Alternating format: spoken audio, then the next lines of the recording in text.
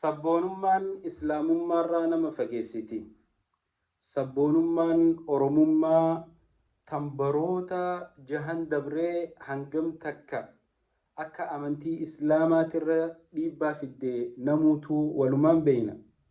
Dargaggeessi rabbi sodaatu khasalaata 5 dhiisee hin beeyne sababa qabsoo qeerrootitti dargaggoota hedduutu masgiida irraa yaa'e. Dargaggoota hedduutu mormatti waa kaayyatee dhiiga addatti dibatee xiiqiidha je'ee bakka shirkii tan rabbiin jirtu jibbu irreecha dhaabbate. Nama obboleessa kiyya wanti tun shari'aa islaamaa faalleessitiimaaf bakka tana dhaabbatta je'een ija guduunfatee ati oromoodha jibbita je'ee irratti duule. Amantii islaamaa xiqqeessuudha nun geesse sabboonummaan hisaabaa baate tan ilmiin amantii islaamaa duuba hin jirre. Obboleeyyan kiyya waa malee tanan jenne dhihoo tana sooshaal miidiyaa kanarratti ajandaa sabboonummaan amantiin faalleessituu fi ni faalleessitiitu wal cinaa deemu jira. Wallaahi amata 2 dura biyya dhaqee ulamaa gurguddoo yeroon qunnamutti nama meeqa ka ilmii dhiisee majliisa irraa faca'e. Dargaggeessa amantiin islaamaa ittiin boontu kana shaata amantii islaamaa keessatti beekamu meeqaatu sababa sabboonummaatiin amantii isaa dhiisee gaafa bilisoomne salaanna gaafa bilisoomne qaraana maarreedha je'ee dargaggoon hedduun amantii islaamaatirraa fagaate. Sabboonummaan asiin nu geesse. Warri sabboonummaa ganamaa galgala dhaadheessitan waan sabboonummaan ummata turkii goote yaadadhaa. Zamana Attaaturk sabboonummaa babal'isuudhaaf jecha mootiin turkii Kamaal Attaaturkiin san azaanni afaan keenyaan haa ta'u quraanni afaan keenyaan akka hin qara'amne dubartiin uffata aadaa isii haa uffattu hijaabni aadaa arabaati malee aadaa teenyaa miti jee mallattoolee islaamummaa hunda biyya isaa keessaa dhabamsiise.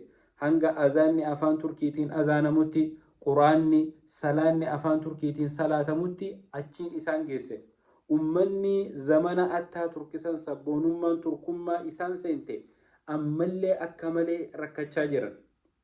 Qammootii akka Ordogaan kana arkatanii madarasaaleen islaamaa babal'atee afaan arabaa kaarikulama keessa seenee dubartiin hijaaba uffachuu carraa argatte. Intalti Ordogaan Tasumeyyaa jedhamtu ta'ama biyya Ameerikaa tanatti bakka islaamaa gurguddoo irra dheeyxee haasawa gootu dhiibbaa san keessa rakkattee abbaan isii waan nama jabaa ta'eef biyyoota biraatitti ergatee lakkii hijaaba kiyya baasee hin qara'uu jechuudhaan biyya isii keessaa biyya biraa deemtee qaraate. Biyyoota addunyaa tana tasabboonummaan sabaa amantii islaamaatirraa dhiibbaa fiddee waa takkaa lamaa miti. Sabboonummaan akka nama islaamaa caamii ka afaan biraa dubbatu jibbinee nama afaan keenya dubbatu ka amantii biraa qabu dhaadheessinu nuun geesse. Hanga amantiin isaanii haqa nuuf fakkaatutti, hanga karaan isaanii haqa nuuf fakkaatutti, hanga saahibummaa keessa akka malee walitti dhihaannee ummata amantii biraa qabu, ummata obboleeyummaa islaamummaarra caalchisnuu takka nuun geesse. Daameejiin sabboonummaan qeerroo teenyarra fidde waa takkaa lamaa miti.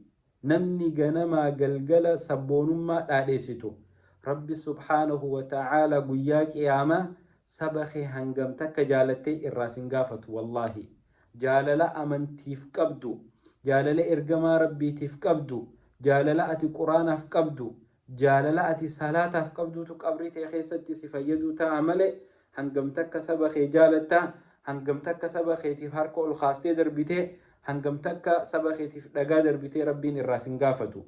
Hammeenya sabboonummaa keessa nama Finfinneetti du'eef